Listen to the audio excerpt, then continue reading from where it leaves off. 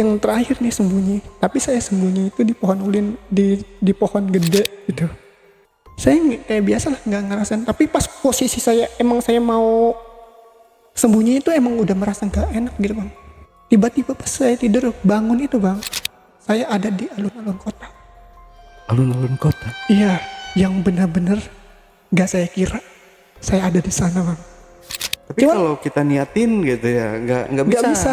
Tapi saya masuknya itu bisa balik karena itu si kakeknya ini udah udah ikhlas juga gitu, sama-sama ikhlas. Jadi istilahnya nenek saya, kayaknya sih nenek sama si kakek ini udah kayak ngomong gitu gitu loh. Jadi seolah-olah saya itu udah lebih longgar. Jadi kakek ini kayak sampai sekarang pun ada bang. Di sini pun dia ada bang. Hah? Iya. Si kakek Kakeknya tadi. utuh. Iya. Anjir, merinding bang.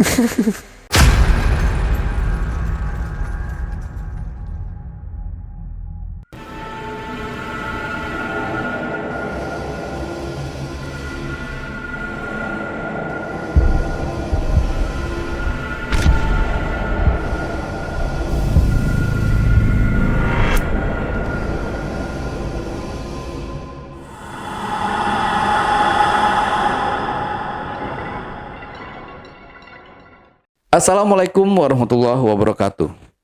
Jumpa lagi dengan saya, Ale Jejak Backpacker. Tentunya dalam obrolan misteri Jejak Backpacker kali ini, di hadapan saya telah hadir seorang narasumber yang pernah mengalami kejadian mistis. Lebih tepatnya narasumber kita ini pernah diculik oleh bangsa kota Saranjana. Seperti apa kisahnya? Langsung aja kita sapa narasumbernya.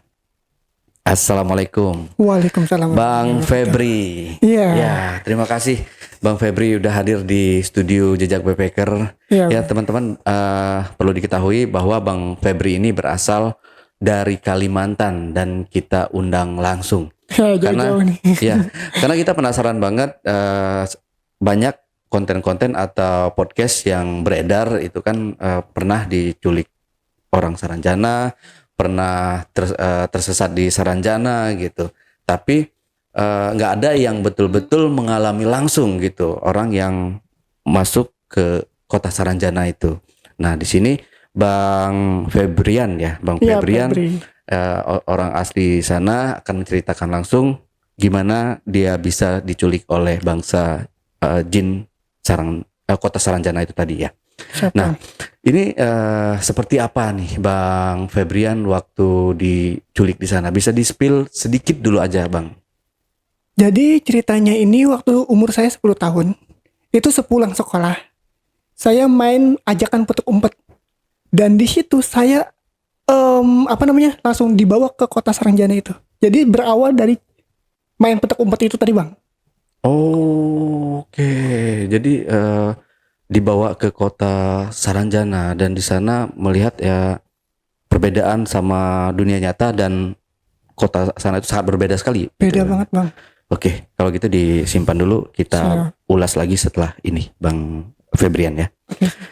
Tapi sebelum Bang Febrian bercerita lebih lanjut lagi, saksikan setelah OMG yang satu ini. Kopi Liong Bulan, nuansa legendaris di mana keunikan rasa dan aroma mengalir dari setiap biji kopi pilihan. Keistimewaan yang dipersembahkan bagi mereka yang menghargai cita rasa terbaik. Gurih dan aroma asli yang khas dibuat dengan sempurna. Kopi Liong Bulan, keajaiban dalam setiap aroma. Oke, Bang Febrian, udah siap buat cerita? Siap. Ya, santai aja Bang Febrian ya. Iya. Biar enak didengar sama penonton di rumah juga, biar teman-teman penonton di rumah masuk ke ceritanya nih. Iya. Ya, aman nih Bang ya? Oke, silakan kalau gitu Bang Febrian. Oke. Jadi cerita ini sih kata orang sana itu yang tentang Saranjana itu emang benar-benar nyata sih. Ya saya sendiri emang mengalami, Bang. Jadi saya benar-benar sempet pernah ke kotanya itu tadi. Boleh saya spill nggak tentang Saranjana ini, Bang? Boleh. Nah, Di saya itu kan Saranjana itu tepatnya ada di Kota Baru Bang, Kalimantan Selatan. Nah itu kelahiran saya tuh di Kota Baru Bang. Saya kelahirannya itu di Teluk Gadang, di Teluk Gadang Kalimantan Selatan. Jadi dari Banjarmasin itu sekitar 6 jam Bang. Oh, 6 jauh jam. ya. Iya, 6 jam ke ininya Kota Baru. Terus naik feri lagi nih dari Batu Licin ke Kota Baru tuh naik feri. Dari naik feri itu sekitar 2 jam baru sampai ke kampung saya. Oke. Jadi kampung saya ini, kelahiran saya ini di Teluk Gadang ini yang paling sering dipakai buat konser. Jadi ada lapangan bola besar. Nah, jadi kayak yang dulu si ini ya, katanya si Ari Lasso ya. iya, Ari bener Lasso banget yang kayak katanya. kotak, Ari Lasso gitu kan yang sering pakai. Itu pas kelahiran saya di situ. Nah, jadi di Teluk Gadang ini itu ada namanya Gunung Sebatung. Jadi ini Teluk Gadang, kampung kecil. Di atasnya itu Gunung Sebatung Bang. Gunung Sebatung, sebelah Gunung Sebatung itu Gunung Tulang. Nah, itu ada lapangan bola, dan lapangan bolanya itu dipakai buat konser. Ya, Gitu. yang kayak abang saya tuh Ari Lasso. Iya. Ya dulu konser di sana katanya yang nonton itu ya warga Kota Saranjana ya, kalau saya nggak salah ya di apa namanya berita gitu ya. Iya, bener banget. Nah, apa namanya? Kota Saranjana ini itu padahal ada 4 gerbang Bang. Jadi ada pintu gerbang 4 yang benar-benar kata orang sana ya, yang benar-benar bisa masuk ke Kota Saranjana ini. Oke. Yang termasuk terkenal itu di Alo-Alo itu di Sarangtiung, arah mau ke Sarangtiung. Terus satunya itu yang di Teluk Gadang itu. Itu satunya ada di Kalimantan Tengah sama di daerah Banjar. Oke. Yang di Kalimantan Tengah itu namanya Padang 12. Tuh. Saya sebut satu dulu ya ininya, gerbangnya. Nah, jadi untuk yang di Teluk Gadang ini, kata orang sana, kata orang-orang dulu, bila kita benar-benar pengen masuk ke Kota Saranjana itu kita harus ngelewatin batas. Jadi di Gunung Sebatung itu kan ada batas pagar. Jadi katanya emang bener tempatnya itu benar-benar angker banget Bang. Jadi nggak sembarang orang yang bisa masuk ke sana. Bila masuk ke sana itu hilang Bang. Oke. Hilang bila masuk ke sana. Jadi di sana itu ada pohon ulin besar. Pohon ulin itu besar. Nah, tapi sayang kejadiannya itu nggak di sananya. Di Teluk Gadangnya. Di Teluk Gadangnya juga ada pohon ulin. Cuman apakah benar itu pohon ulin yang apa namanya nih, yang banyak orang bilang itu gue nggak tahu gitu kan. Itu yang pertama, gerbang yang pertama. Jadi orang bila benar-benar bisa masuk ke sana itu dari pohon ulin itu. Gerbang kedua itu ada di apa namanya nih, pantai Kota Baru itu namanya pantai ini apa namanya nih, Sarangtiung yang terkenal, yang sering di ini. Oh, yang ibu dokter itu ya, yang dia foto dengan latar belakang pantai. Iya, benar Tapi banget. ternyata di ini ya gedung-gedung gitu ya. Tapi bukan di situnya. Oh, oke. Jadi dia itu dari sana itu sekitar 2 jam, sekitar 1 jam lebih. Jadi dia di samping pantai ada batu besar. Itu yang dulunya ada cerita kakek-kakek itu. Itu gerbang yang kedua. Gerbang yang ketiga itu ada di daerah Banjarmasin. Tepatnya di Gunung Nyeratus. Itu gerbang yang kedua yang dibikin film. Oh, oke. Yang kata orang film Saranjana itu. Nah, itu gerbang kedua. Gerbang ketiga. Jadi gerbang ketiga ini katanya juga di pohon ulin. Cuman satu gerbang yang di batu. Gerbang keempatnya ini itu ada di Kalimantan, perbatasan Kalimantan Tengah sama Kalimantan Barat, atau bila orang bilang PAL 12 gitu. Nah, itu Bang. Tuh hamparan tuh. Jadi di situ gerbang yang keempat yang terakhir. Jadi kata orang sekitar sana Bang, orang Kota Baru ini, ya termasuk saya itu kan. Itu bila ada acara malam, contohnya kayak ada pasar malam, terus kayak ada konser atau apalah, pokoknya rame lah. Itu selalu orang itu keluar, orang Saranjana itu keluar. Oh. Jadi orang Saranjana itu berbeda jauh sama kita yang di sini. Postur badannya lebih tinggi, lebih dermawan gitu kan. Tapi satu perbedaannya bang, itu nggak punya ini bang. Oke. Jadi dia nggak ada belahan ini bang. Belahan di atas bibir ini. Iya, nggak ada belahan di atas bibir. Apakah itu yang dibilang jin? Saya kurang tahu juga sih. Gitu. Tapi kayaknya kata orang itu jin Islam yang peninggalan sana. Nah, dan juga Saranjana ini berkaitan langsung sama Kesultanan Banjar. Oke. Jadi Kota Baru itu kan ada namanya Kerajaan Pagatan sama Kesultanan Banjar itu istilahnya masih satu inilah. Nah, ada satu pangeran kata orang dulu yang yang menyembunyikan pulau ini. Nah, jadi ada tuh yang peta zaman orang Belanda tuh. Pulau itu kan ada tuh bang. Ya. Pulau Saranjana itu tercantum di petanya itu. Pas kita lihat lah intinya itu pulau nggak ada gitu. Pada pulau itu jelas banget ada. Namanya pun tercantum bang. Nama pulaunya itu tercantum. Di situ kan di situ kan saya bilang yang pertama itu ada 4 gerbang. Pal 12 Truk Gadang itu yang dipakai yang konser itu sama Sarang Tiung sama Gunung Nyeratus. Okay. Jadi tersebar di 4 gerbang ini. Kata orang sana itu orang sering masuk sana kan. Nah, jadi orang-orang terpilih aja bang yang bisa masuk ke sana. Apakah itu anak terakhir atau anak pertama? Gitu bang. Dan lahirnya itu setiap tanggal, bilang nggak salah di tanggal 10 atau gimana gitu kan. Itu nenek sih nyeritain ke saya gitu.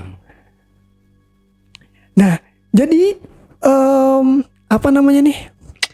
kata warga sana tentang Saranjana ini, bila sananya ada tempat ada acara rame gitu kan, ada acara pasar malam, dia selalu keluar.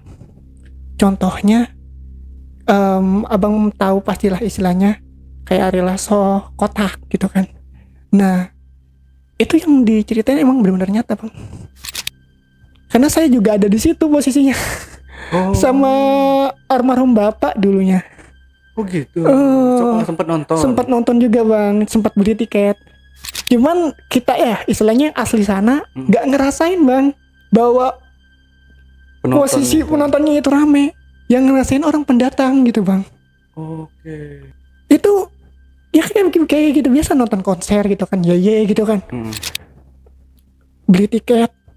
Tapi seolah-olah orang itu pada bingung ngelihat kita itu posisinya bingung gitu loh. Ngelihat kita nonton ini kok bisa bingung. Aku juga kan bingung kok dia jadi kayak ini tiket. Seolah-olah itu ada orang, padahal dia tiket itu nggak ada orangnya. Orang pada masuk semua tapi dia contoh nih orang itu penglihatan dia ada, tapi penglihatan kita yang nyata nggak ada. Jadi abang kayak orang yang ini tiket,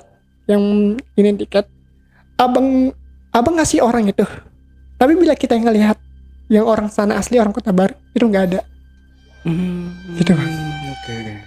Nah itu yang nyebabin mereka cerita-cerita itu emang benar-benar nyata gitu. Yang saya alamin ya bang, saya ceritanya bang.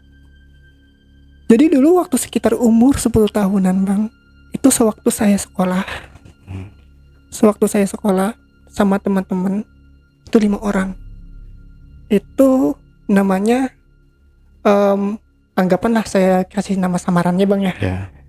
Ate, Alu sama sekian 5 orang ini main ajakan petuk umpet pulang sekolah gitu. Sebelum sekolah main ajakan petuk umpet. Jadi kita sempat bermain itu pas mau maghrib nggak salah, main petuk umpet sekitar jam 5-an lah gitu. Main petuk umpet itu giliran saya kan, itu nggak terjadi apa-apa bang.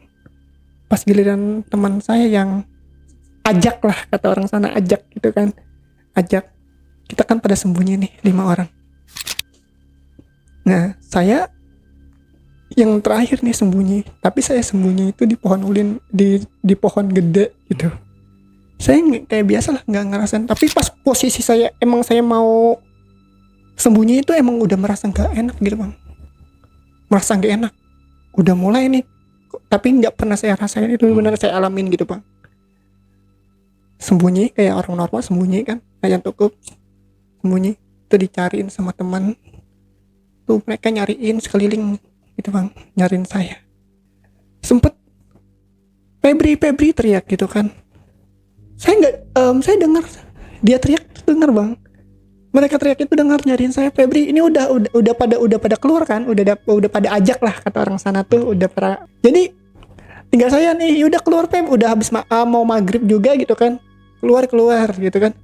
Dan saya nggak kedenger gitu bang, denger kayak denger pelan lah suaranya itu, pelan banget gitu loh, kayak isolasi itu, kayak saya terhipnotis gitu loh, kayak tiba-tiba tidur gitu kan, tidur pelan-pelan, pas tidur tiba-tiba pas saya tidur bangun itu bang, saya ada di alun-alun kota. Alun-alun kota. Iya, yang benar-benar nggak saya kira saya ada di sana bang. Oke. Benar-benar ada, nggak saya kira di alun-alun kota. Karena saya posisinya bingung bang, pas bangun itu saya namanya anak kecil mau pulang kan gitu, minta anterin pulang, keliling lah. Nah yang saya lihat, ini kota kok beda banget gitu loh, ada gedung-gedung tinggi gitu kan, terus orangnya bener-bener dermawan banget gitu, pakai jas, pokoknya pakai adat Banjar, pakai baju adat Banjar, tapi kayak adat kerajaan tapi modern gitu bang. Nah jadi saya itu minta antar pulang bang, sama orang sana. Bang tahu nggak Teluk Gadang, ulun anak bulik ke Teluk Gadang, kawalah pian mengantarakan. Maksudnya itu saya mau pulang, mau pulang ke rumah, bisa nggak bapak antarkan saya ke kampung Teluk Gadang ini? Oke. Tapi orang itu nggak menyapa, diam aja gitu bang, diam aja, kayak pandangan dia kosong gitu orang itu, jadi diam aja, lah udah lewat aja gitu kan, ya kayak orang Jakarta lolo gue ya jatuhnya itu. Ada terus di situ ada ketemu satu kakeknya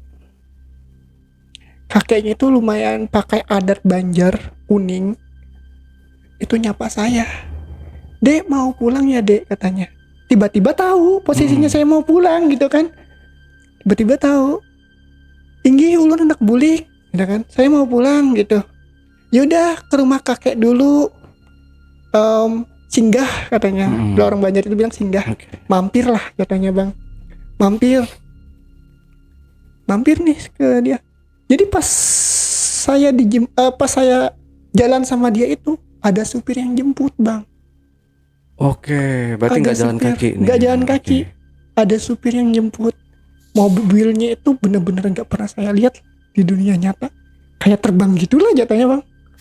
Kayak terbang, tapi mobilnya itu kayak ada sentuhan adat gitu bang, kayak sentuhan adat. Jadi mobil mewah, tapi kayak sentuhan adat, lekat Banjarnya itu ada gitu bang. Oke. Itu pun ngambang mobilnya bang, beneran ngambang. Jadi nggak ke bumi ya. Iya ngambang gitu. Benar-benar bingung di situ saya. Awalnya sih normal aja gitu bang. Pas di situ kan saya sempet jalan keliling, namanya kota besar, otomatis kan kita lewatin kota-kota gitu kan, baru ke rumahnya orang itu. Itu bener-bener beda banget bang sama tempat kita. Bener-bener beda banget. Keliling itu benar-benar beda. Ada gedung-gedung tinggi, tapi gedung-gedungnya terbalik, jadi tingginya itu ke bawah. Oh, gitu.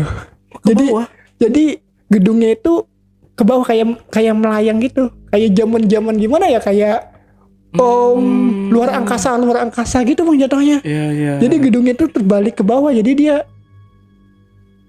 ngambang. Kayak gitu. di film Up and Down ya. Iya, jenis gitu lah bang, gitu. Jadi dia kayak terbalik gitu. Dan gedungnya itu ada sentuhan adatnya bang, gitu. Terus saya bingungin gitu, kayak mall apa segala macem, ada juga yang normal gitu kan. Cuman kebanyakan gedungnya itu kayak gitu. Ya kan, bila pernah nonton Dr. Strange, ada kan yang gedungnya dibalik gitu kan. Iya. Nah kayak gitu sistemnya bang, kayak ada 2 tempat gitu. Saya keliling nih sama si kakeknya ini pakai mobil kan, keliling. Di sana pun saya bingung ngelihat orang-orang pada pakai baju adat tapi modern. Udah keliling sampai nih ke rumahnya beliau, ke rumahnya si kakek ini. Itu rumahnya benar-benar mana ya, mewah banget bang. Pintunya itu aja kayak istana gitu, tinggi banget lah, tinggi banget pintunya. Buka gerbang pertama atau pintunya itu kayak kerajaan gitulah jatuhnya. Kata orang dengar orang sana manggil itu Pak Aluh gitu. Oh, Pak Utuh, ya sorry Pak Utuh. Si kakek ini. Kakeknya ini lumayan terkenal kata namanya. Atau dia orang kerajaan aku nggak tahu. Jadi dibilang itu saya masuk pun itu pintu mobil itu dibukain Pak. Dibukain seolah-olah itu saya tamu penting gitu bang. Oke. Seolah-olah itu saya tamu yang benar-benar penting gitu bang. Masuklah saya dari mobil itu, keluar dari mobil itu, masuklah saya. Masuk itu pun udah kayak ada karpet kuning. Bila orang kita itu ada karpet merah lagi gitu bang. Kayak karpet kuning. Kita jalan ke rumahnya, disapa lagi nih di pintu pertama itu disapa. Selamat datang katanya pangeran gitu kan. Saya dibilang pangeran gitu. Jadi selamat datang pangeran gitu kan. Namanya saya pakai baju sekolahan masih ya, baju SD. Itu diganti, dimandiin, udah kayak orang-orang bangsawan, kayak orang kerajaan gitu bang. Terus saya disumbuhkan makanan. Iya, sumbuhkan makanan yang dimakan. Ini benar-benar aneh bang. Jadi semuanya itu beda jauh, 90% sama yang di dunia nyata. Jadi makanannya itu besar. Jadi kayak buah-buahan, dan di situ juga ada buah yang belum pernah saya temuin di dunia nyata. Kayak buahannya besar, kayak nasi-nasinya itu kayak nasi orang-orang Arab gitu, orang Timur Tengah. Gede-gede ya. Gede-gede, tapi lebih gede lagi. Anggapan kayak satu kali gini lah, berasnya doang. Gitu. Jadi makan itu kayak udah makan roti gitu bang.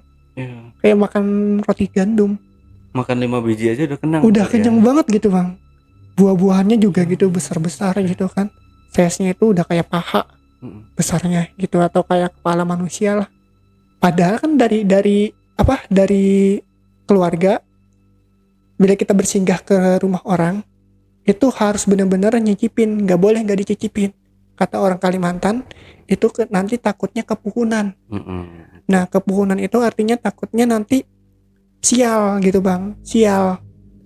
Takutnya kita, atau kayak sial itu kita kecelakaan kah atau gimana kah gitu bang. Jadi takutnya sial itu. Tapi namanya perbedaannya saya juga gak tahu. Seharusnya kan saya juga gak boleh nyicipin, karena itu kota yang benar-benar nggak pernah saya ketemuin gitu kan. Namanya belum ngerti lah, belum ngerti gitu, seumuran dulu mengerti gitu bang. Saya makan tuh bang, pas posisi makan itu udah dari ujung rambut sampai ujung kaki itu merasa beda gitu bang. Kayak merasa seolah-olah itu saya itu kok beda banget gitu kan, beda banget gitu. Kayak disumbuhkan makanan itu udah merasa nyaman lah di tempat itu, kayak udah merasa ini benar-benar dari tempat kedua saya lah gitu katanya gitu bang. Makan kan makanan mereka. Ceritain nih tentang sejarah mereka ini apa segala macem gitu kan. Katanya ada namanya kerajaan ini yang ini gitu lah, contohnya kayak menyembunyikan pulaunya itu. Nah cuman di situ kan saya juga nggak ngerti gitu kan tentang kerajaan Banjar gitu. Dan kerajaan itu berkaitan juga sama Sarangjana itu berkaitan juga sama kerajaan Pagatan gitu bang. Kayaknya baru dijelasin tadi. Ya.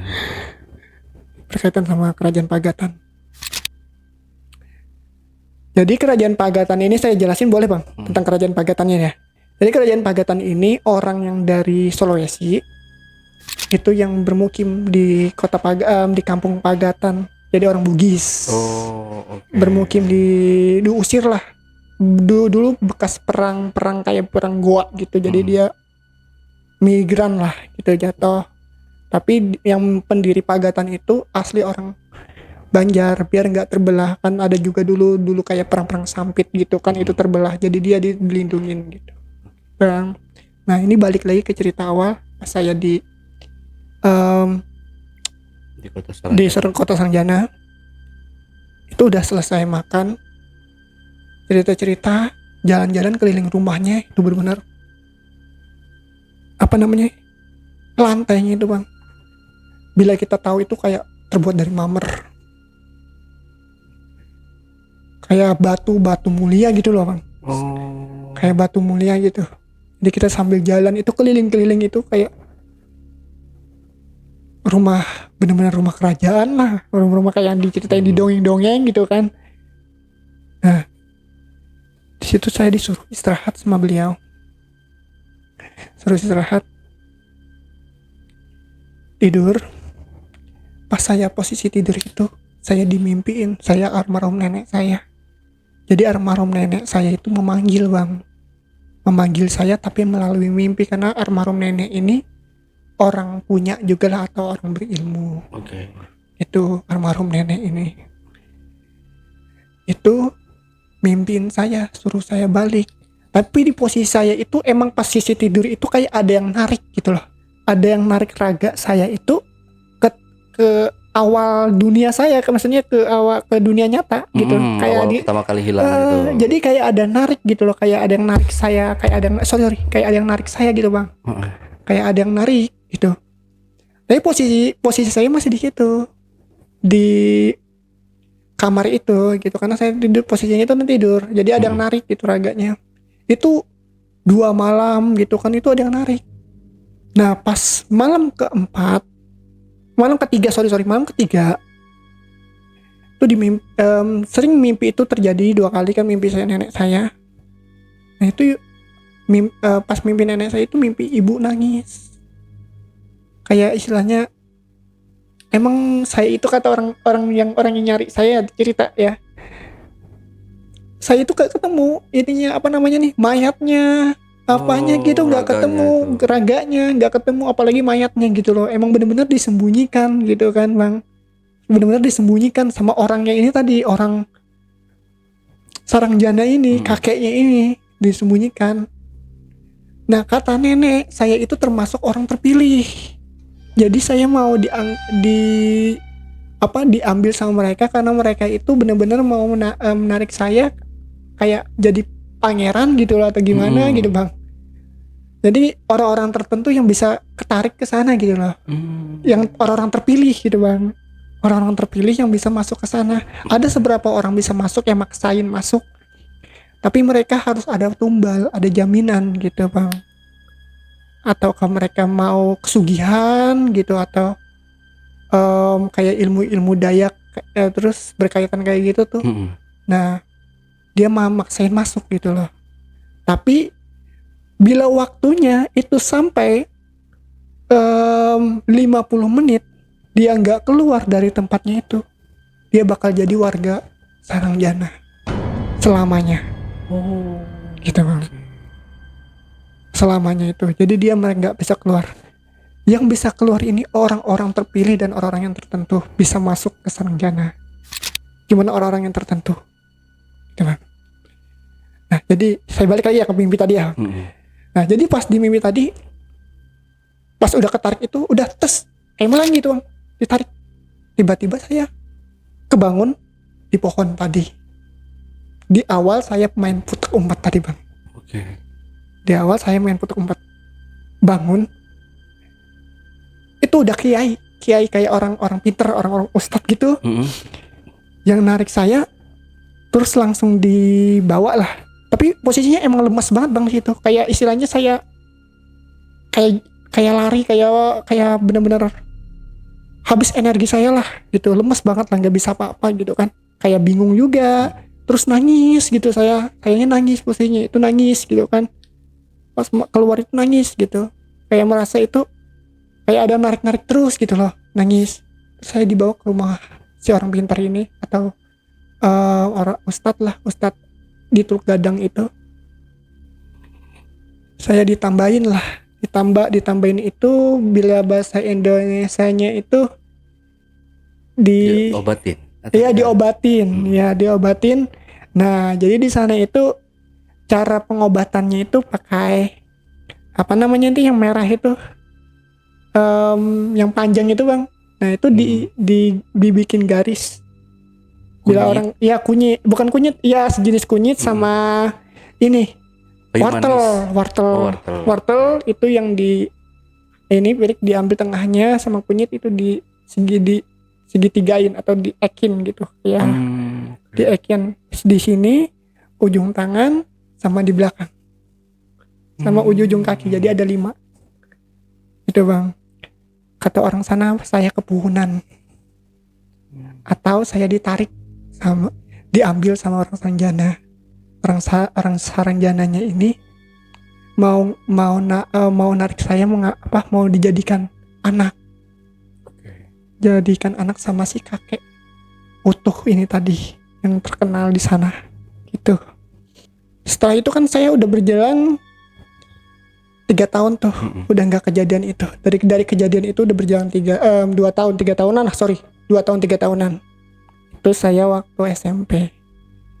Jadi saya tinggal di rumah tante saya, atau di sana itu bilangnya julak gitu. Julak. Setelah saya diobatin ya bang. Jadi setelah diobatin itu berharap waktu sekitar 2-3 tahunan gitu bang. Tapi posisi saya di situ itu saya udah merasa beda seperti sebelumnya. Beda banget lah seperti saya sebelumnya, orang normal gitu. Saya lebih mudah sensitif matanya.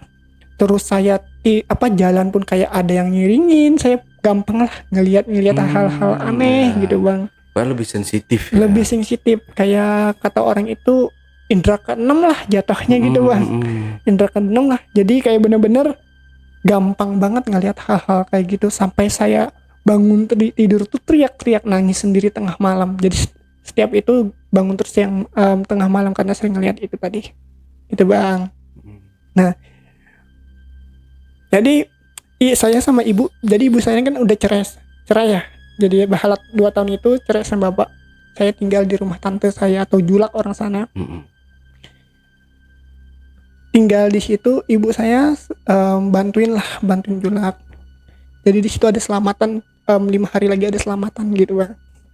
Nah selamatan. Jadi pas malam, jadi ada 2 kejadian nih. Malam pertama itu ada kebakaran. Malam kedua itu saya ketabrak bang. Jadi halat 1 minggu itu saya ketabrak.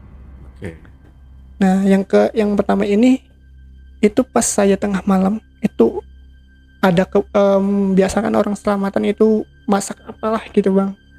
Jadi kebakaran. Saya bangun sama orang tua itu tengah malam kebakaran, udah pada panik nih bang. Udah pada panik kebakaran. Yang saya lihat itu si kakek itu ada, tapi ya kubas lah kayak transparan gitu bang. Saya keluar dari pintu kamar itu kan pas posisi tangga mau turun tuh kebakaran itu, pas kita ini kan dapur, bawahnya dapur. Jadi pas kita turun tangga itu kayak ada ngibas, jadi si kakeknya nih ngibas bang. Jadi apinya hilang gitu bang. Hilang. Selesai itu bang. Ngibas udah selesai. Itu halat 1 minggu 2 hari. Setelah itu kan mau selamatan itu, kata orang ini ketupat lah, tapi kebakar itu. Saya disuruh ibu tante itu ngambil peralatan masak kayak bawang putih, kayak orang-orang selamatan gitu, kayak ayam gitu bang.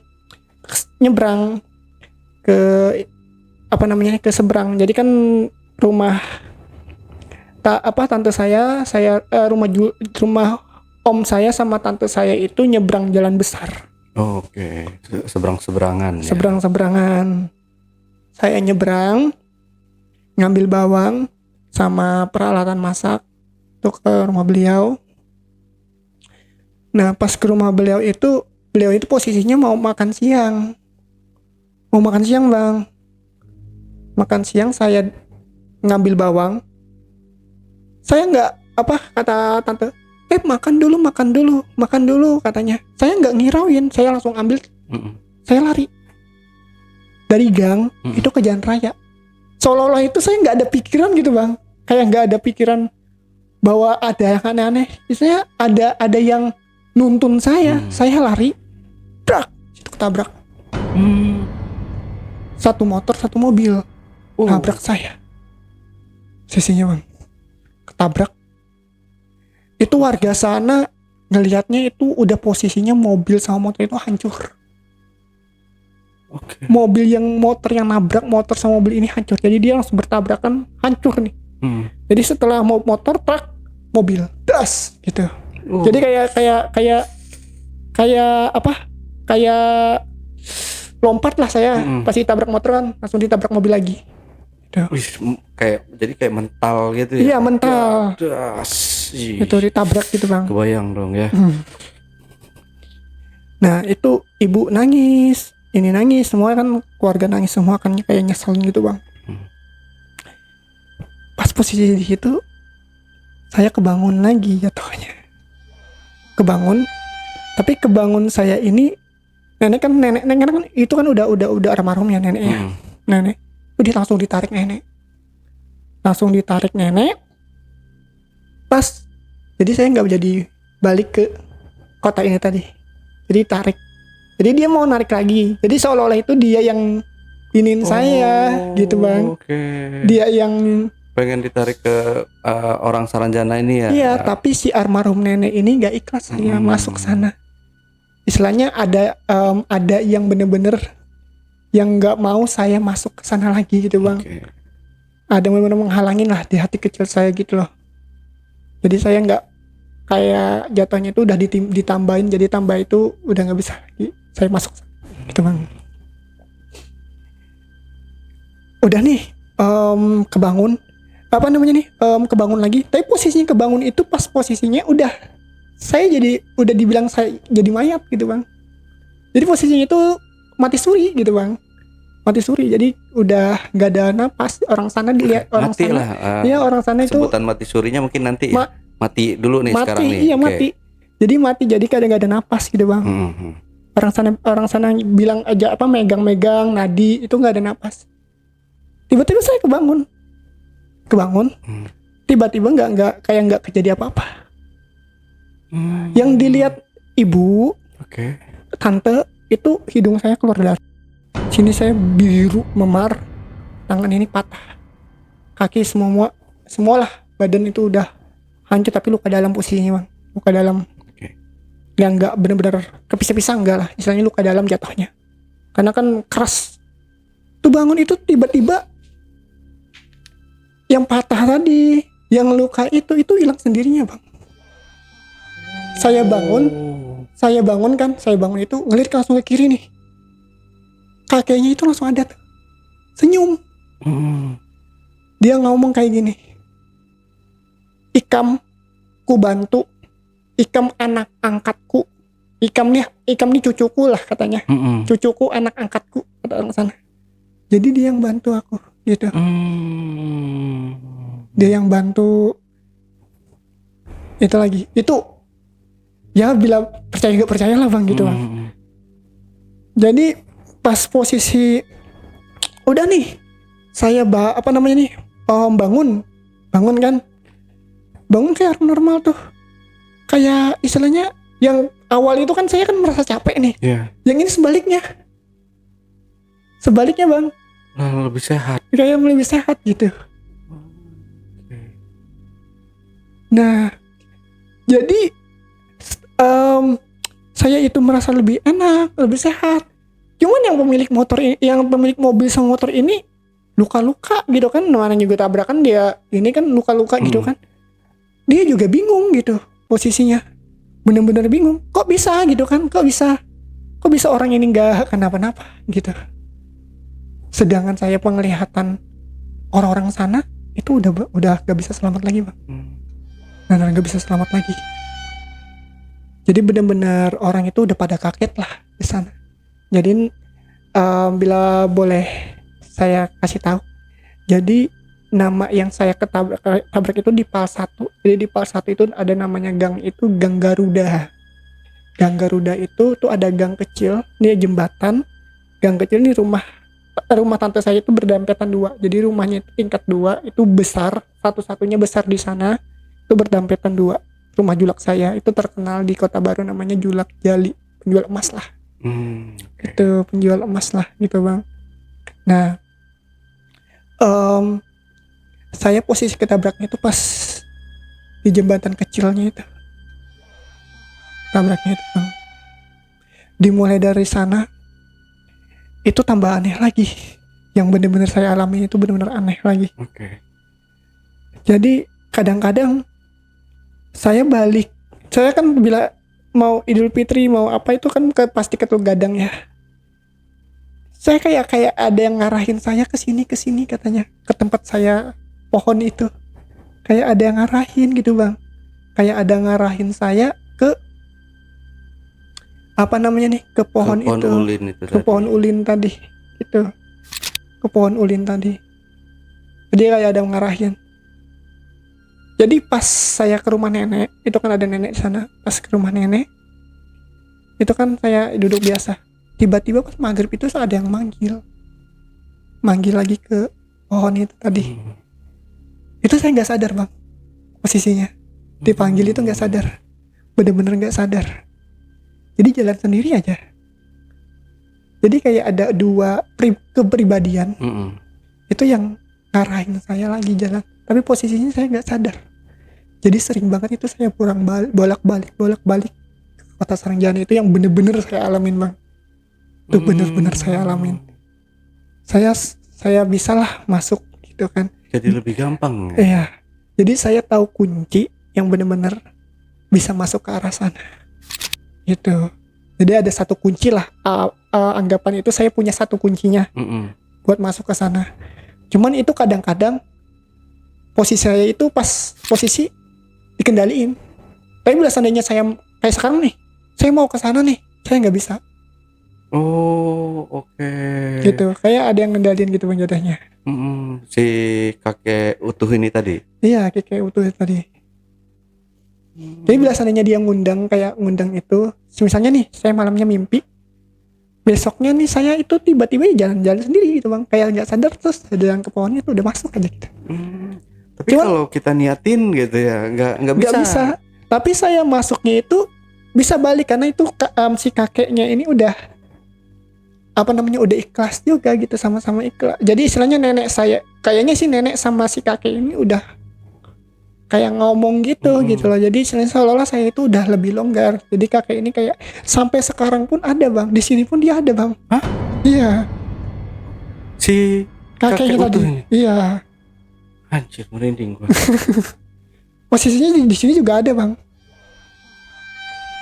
Jadi emang benar-benar dia menjaga gitu bang. Posisinya itu benar-benar menjaga saya gitu.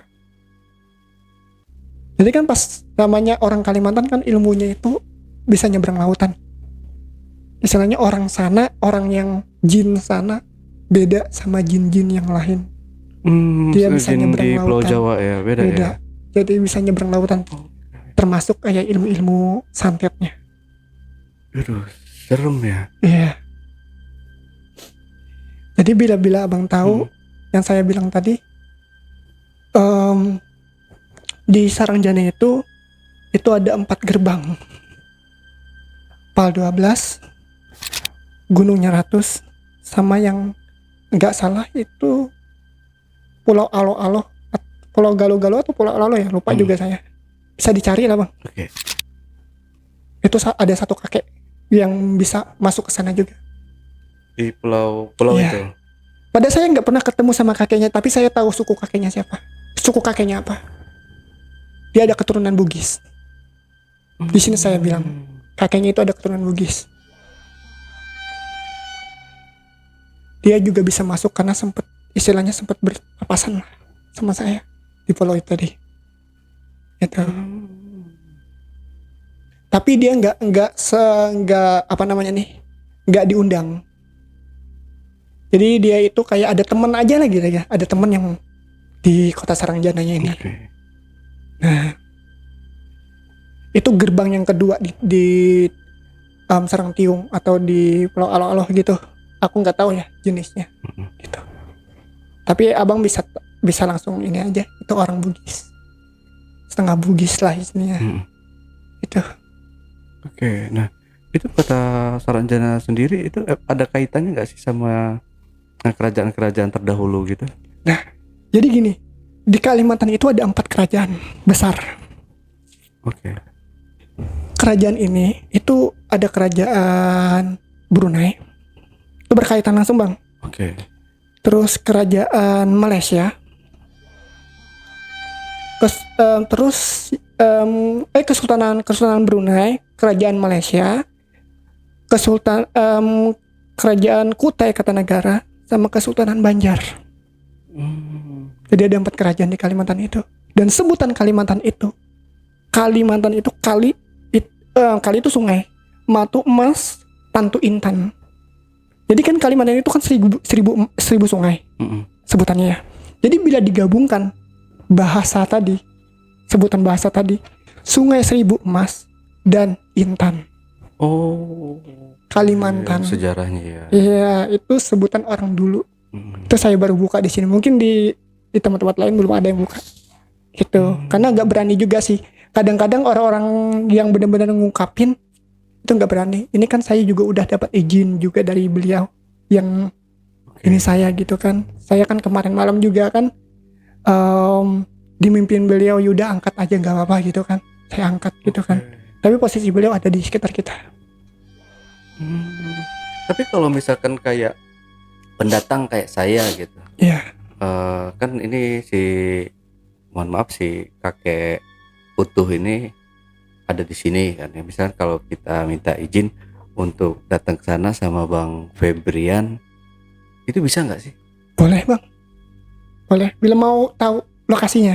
Oh, tahu lokasinya aja. Mau kan lokasi atau mau lokasi tempatnya atau gimana nih bang? Masuk langsung. Oh masuk langsung. Bila kita istilahnya posisi sadar, itu posisi sadar itu istilahnya susah, gimana ya? Gak bisa ya. Kita cuma bisa gambarin aja. Mungkin bila kata orang itu mungkin kesurupan lah gitu kan. Cuman itu kadang-kadang dari perbandingan dari 100 dari 1 ke 100 itu minim banget gitu bang. Karena itu benar-benar terjaga. Pulaunya itu benar-benar istilahnya itu jangan diganggu lah gitu bang. Jangan cukup kita aja yang tahu gitu kan. Ini pun padahal bila seandainya saya cerita ya kayak gini ya, itu padahal orang sana marah. Oh, orang Saranjana. Orang Saranjananya marah gitu kan. Karena itu yaudah sebut legenda aja lah gitu. Legenda zaman dulu itu bang. Sorry, ini perwujudan dari si kakek ini seperti apa sih bang? Apa dia mungkin kalau yang diceritain lebih spesifiknya tadi kan tinggi ya, nggak ada belahan di atas bibir. Benar. Nah terus kalau untuk si kakek ini sendiri gimana? Apakah sama dia keriput kayak orang-orang tua atau kakek-kakek di dunia ini atau gimana? Jadi di Kalimantan itu ada 2 suku ya. Suku terbesar lah bang. Oke. Suku Banjar sama suku Dayak. Jadi dia ada kayak istilahnya dari kulit itu kuning langsat. Kuning langsat bang. Jadi kayak agak hitam keputihan gitu. Misalnya kuning langsat lah. Terus untuk ciri-cirinya dia pokoknya orangnya dermawan banget. Tinggi besar. Terus pakai baju adat Banjar. Matanya itu agak, kata orang itu kayak agak sipit-sipit burung elang. Sipit burung elang lah jatuhnya gitu. Terus beliau ini pakai ikat kuning, sabuk kuning itu berhiaskan lambang ukiran-ukiran Dayak. Tahu ukiran-ukiran Banjar gitu. Jadi bajunya itu baju Banjar, kayak ada mahkota, tapi dia posisinya bila baju Banjar tuh kan kayak gini. Sistemnya itu di tengah-tengah itu ada batu yang namanya batu merah delima. Jadi dia yang milikin gitu. Nah kata orang juga batu merah delima ini orang-orang tertentu yang bisa ambil itu asli dari Kalimantan. Pasti bisa dengar lah. Itu. Oke. Nah Biasanya kan yang saya dengar ya, atau saya baca-baca di internet gitu Iya. ya. Ini yang orang maksudnya bukan orang warga kota Saranjana ya. Orang asli kota Banjar atau apa gitu yang pernah ke sana atau pernah masuk ke kota Saranjana itu katanya kan punya KTP sana ya. Iya, yang tadi Iya. kakek tadi yang saya bilang, Kan yang punya itu KTP. ya keturunan orang Bugis lah, ada blasteran orang Bugis dikit. Mm-mm. Tapi kalau Bang Febrian sendiri nggak punya KTP-nya. Itu sih gini bang, itu mungkin ya, mohon maaf ya sebelumnya ya bang ya, saya bongkar sini boleh bang. Boleh. Bila untuk KTP itu sih, itu nggak ada. Mohon maaf nih sebelumnya ya, itu nggak ada KTP. Tapi bila emang istilahnya tanda penduduk, Mm-mm. istilahnya dari perbandingannya 10 ya, dari 1 ke 10 itu ada dikit lah perbandingannya itu di sekitaran 5 lah. Hampir merupain. Tapi nggak seharusnya Arab, karena kan di Kalimantan itu ada 2 kerajaan kan jadi dia ada gabungan tulisan Banjar dulu tuh, Banjar dulu itu kayak tulisan Arab gundul. Oke.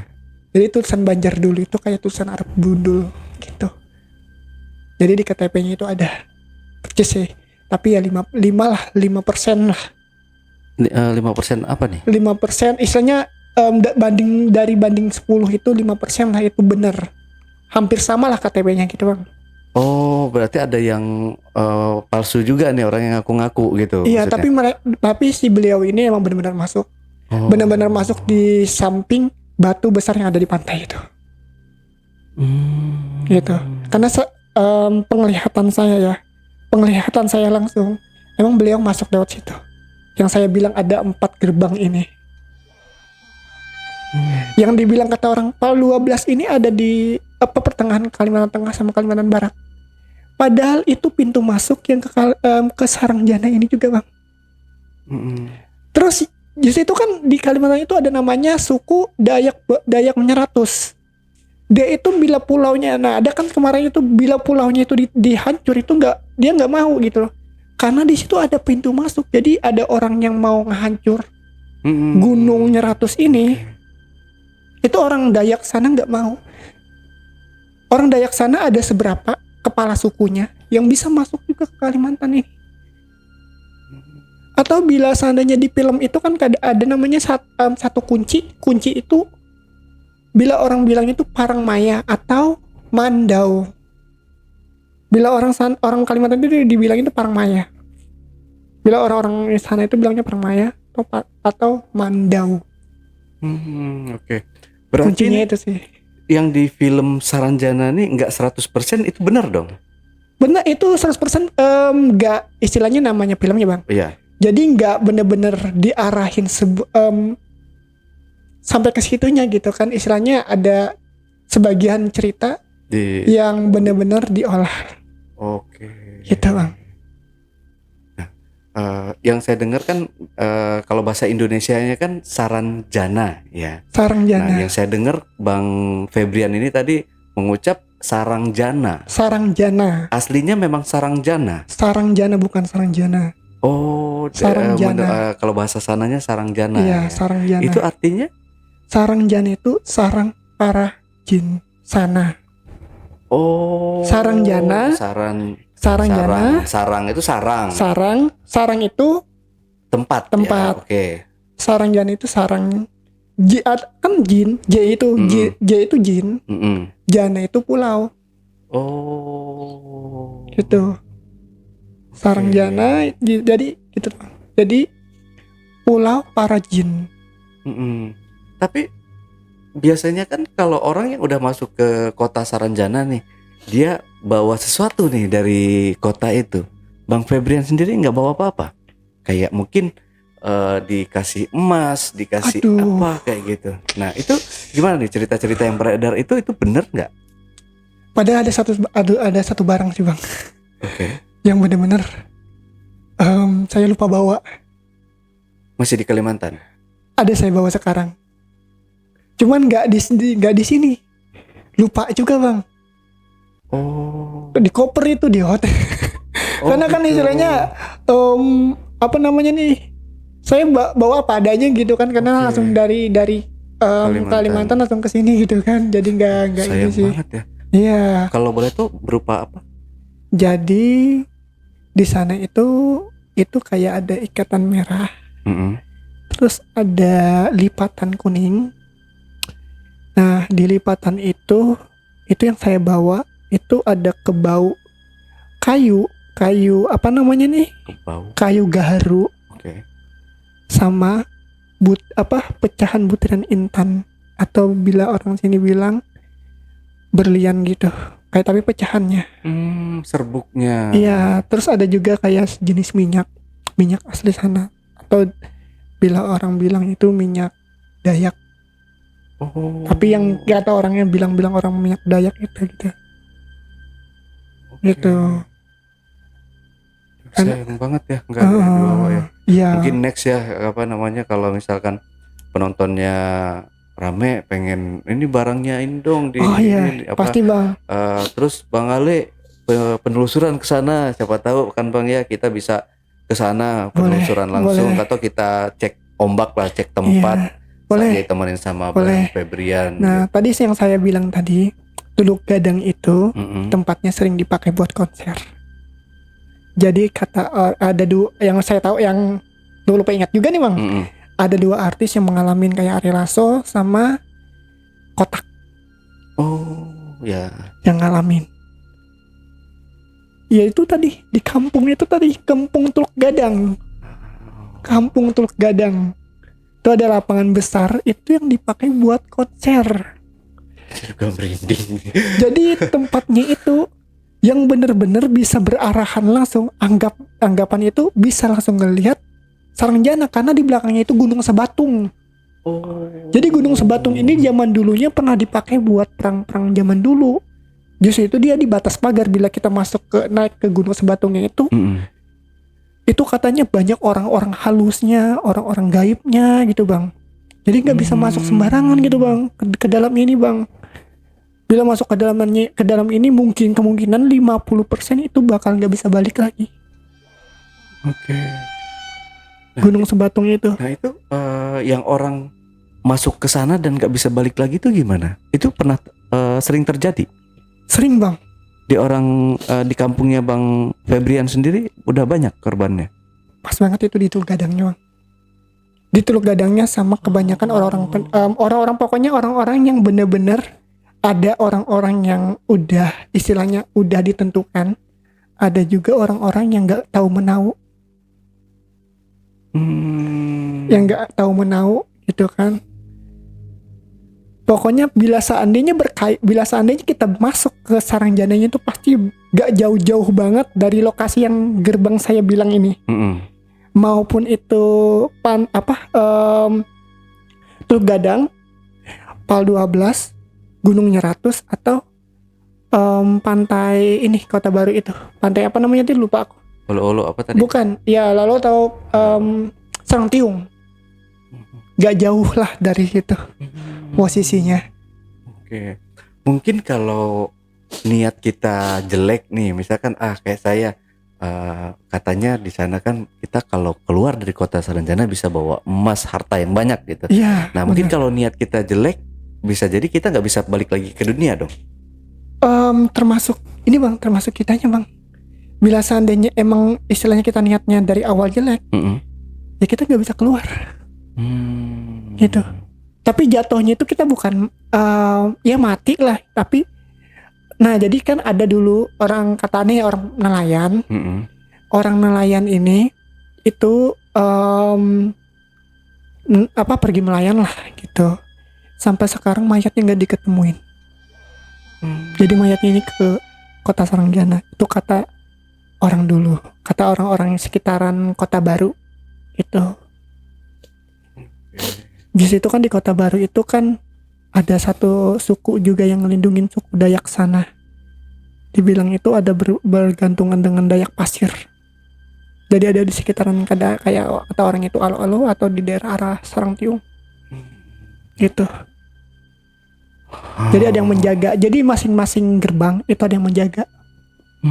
Ada prajurit kayak mungkin prajurit kayak gitu kata dibilang ya. Iya, anggaplah kayak kepala suku yang benar-benar paham. Jadi contohnya gini Bang. Ini Ya, kuncen. ya. Contohnya gini, kayak ada apa istilahnya, kayak punya anak kan, jatahnya punya anak. Terus anaknya ini, apakah dia pernah nikah sana? Jadi sebagian orang sana, sebagian orang.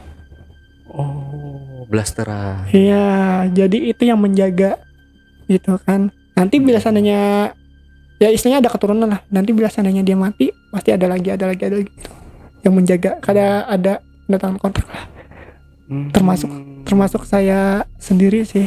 Itu. Saya yang istilahnya saya sih di sini mohon maaf banget gak bisa langsung kasih tahu lokasinya, cuman saya kasih gambaran aja gitu, Bang. Okay. Jadi gambarannya itu pohon besar lah. Itu tepatnya ada di belakang lapangan itu. Jadi di belakang lapangan itu ada pohon besar. Oke. Pohon besar itu yang pohon ulin itu tadi. Iya, pohon ulin. Itu pohonnya persis kayak pohon beringin, tapi besar. Dari lapangan itu, dari belakang lapangan itu berapa meter gitu pohonnya itu, Bang. Jadi naik gunung gitu kan, namanya juga itu perpesan gunung Sebatung, gunung tulang. Nah, kenapa jadi di belakangnya itu disebut gunung tulang? Karena dia itu sering banget orang bila udah ke sana itu udah gak bisa balik atau udah mati. Gitu kan. Ngeri.